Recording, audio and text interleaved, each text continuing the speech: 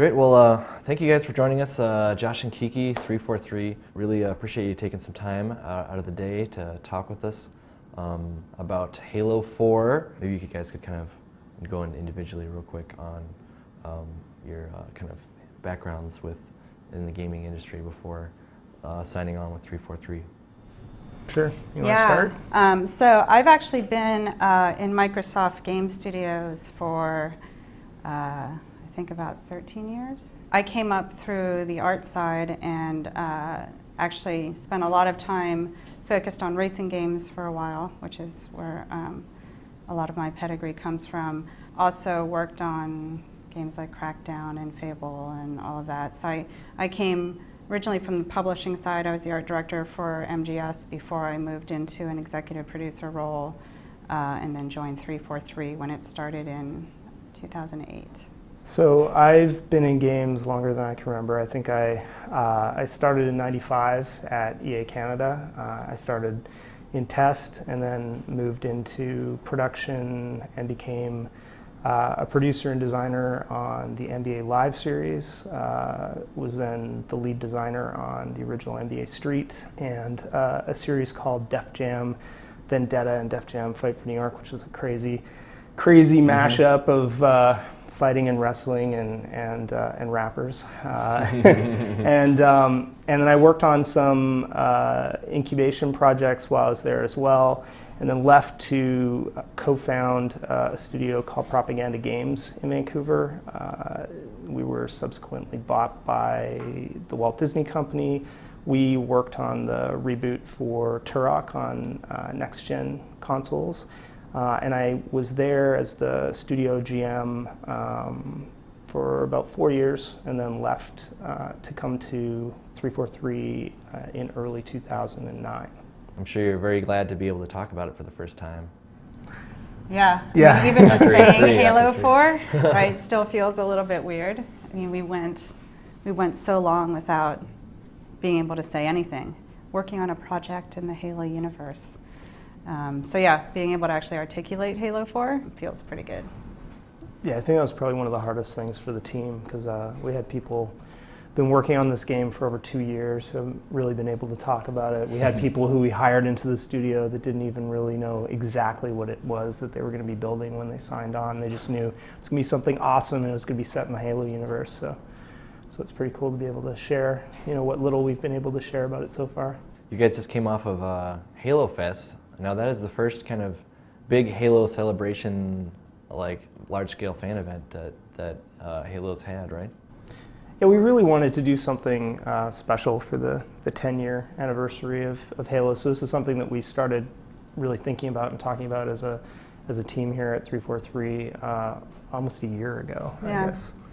And I think everyone understands how much sort of love and passion there is for Halo, but really seeing it in person, I think was super inspiring. Especially these guys are, kind of working their butts off right now, and so getting a chance to get out there and share their appreciation was pretty cool. And hearing the stories from people, just Yeah. the stories of how they discovered Halo and what Halo means to each person was really special. So. Are they going to have to wait another 10 years for another event, or is it? I mean, there's obviously been QuakeCon forever. Call of Duty starting up an annual event. Is this something based on like the positive vibes? Is this something that 343 kind of feels like would be fun to continue? Maybe not on a yearly basis, but just in general, the vibe. I think it would definitely be cool to do something like this again. We'll just have to see.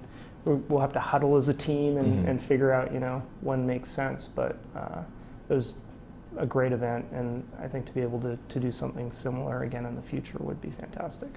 Obviously, one of the really exciting parts about the Halo 4 panel that you guys did was the showing of the new concept art.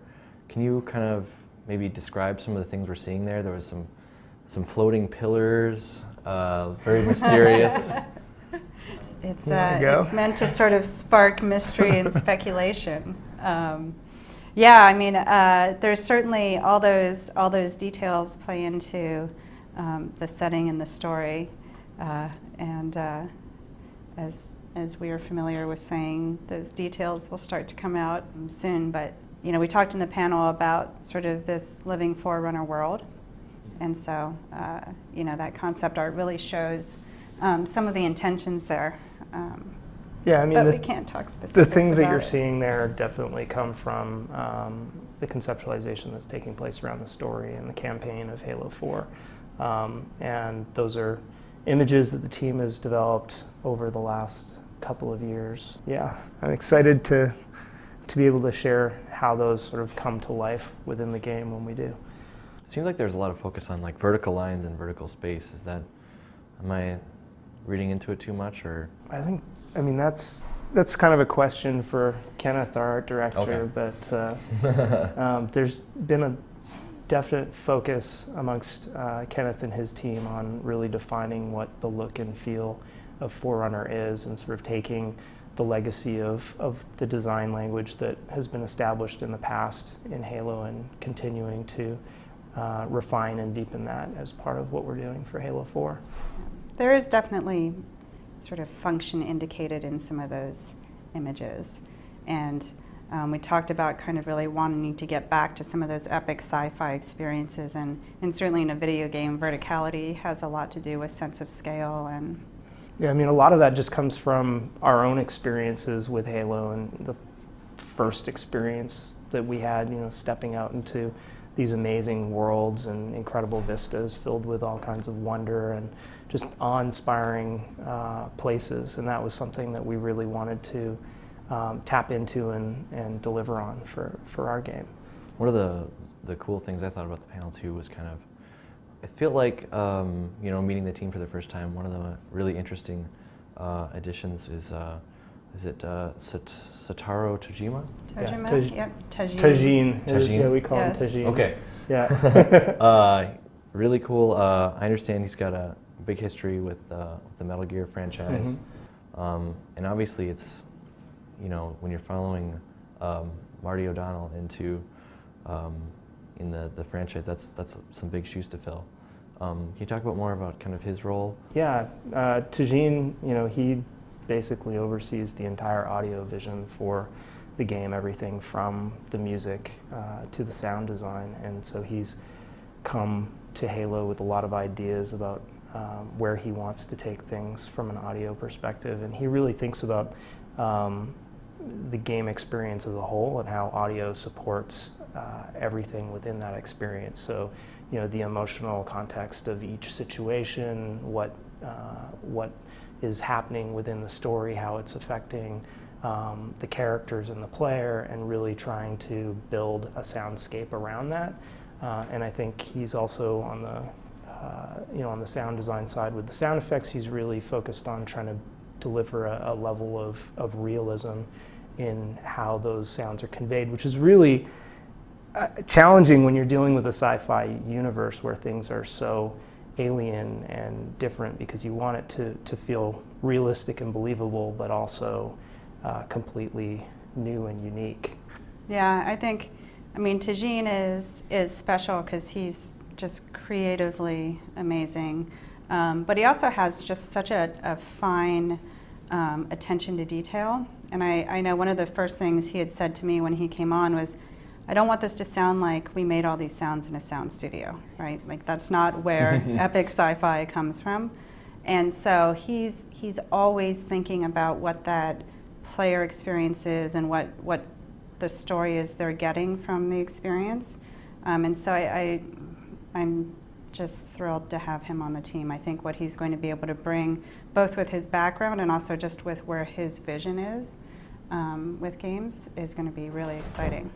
Yeah, I mean, he will make comments that are deceptively simple, and that he'll say, I want outer space to sound like we recorded it in outer space, but he's really getting to that sense of it being otherworldly and finding ways to simulate that without obviously going into outer space, which wasn't an option for us. Yeah, he was saying it was not really in the budget. Not in the budget. Space Yeah. travel. We had that conversation. Yeah. Kiki put the Tasmania is as far as you yeah, can. kind of on that. Well, that's cool. So just to clarify, is he handling composition of music as well, or? So as audio director, obviously he owns and directs all of it. We're working through now the composition pieces, but it all falls under his purview, so to speak. Now, like, obviously the visuals and everything are can bring forward the style and the look of Halo. Will the audio, will the music be able to kind of, will it carry over any of the classic Halo themes that fans have come to really love? And I think, you know, there's a really important legacy there in Halo with the music, and so there is a lot in terms of the classic themes that fans have come to know and love and expect from Halo. And at the same time, we're really embarking on a new journey, and we're exploring new places that you've never seen in Halo before, and for that reason there are going to be new themes that are established that really tie into that experience, and that, I think, is the thing that I'm really excited about, is hearing, as we go through that exploration, which we're going through right now, hearing how those new ideas and new themes juxtaposed against those classic ones. And that's going to be, I think, a really fascinating journey that we go on as a team. Yeah, I mean, Tajin has a huge amount of respect for Marty and his music. As so, all of us do. Yeah, yeah, and so I don't think there's any desire from his part to say, oh, that's done, now we move forward. Yeah. You know, he's definitely cares very much about bringing some of that forward. you spoke in the panel about kind of a more more of a focus on Master Chief as a character, kind of exploring more of what he's all about. How does that, I guess, translate? Because there's obviously a lot of just running and shooting things in Halo, and story has always kind of been tricky to implement in a Halo game. Are there tactics you guys are kind of employing? Well, I mean, we really approach the story in layers or channels, or however you want to think of it, just in terms of, you know, what is the most critical path thing that everybody needs to understand, just where am I going, what am I doing, and why, and then underneath that starting to layer in additional information on the narrative side to really support the experience and give those players who care deeply about the story the ability to explore further and learn more. And that's sort of the approach that we're taking to storytelling throughout the game.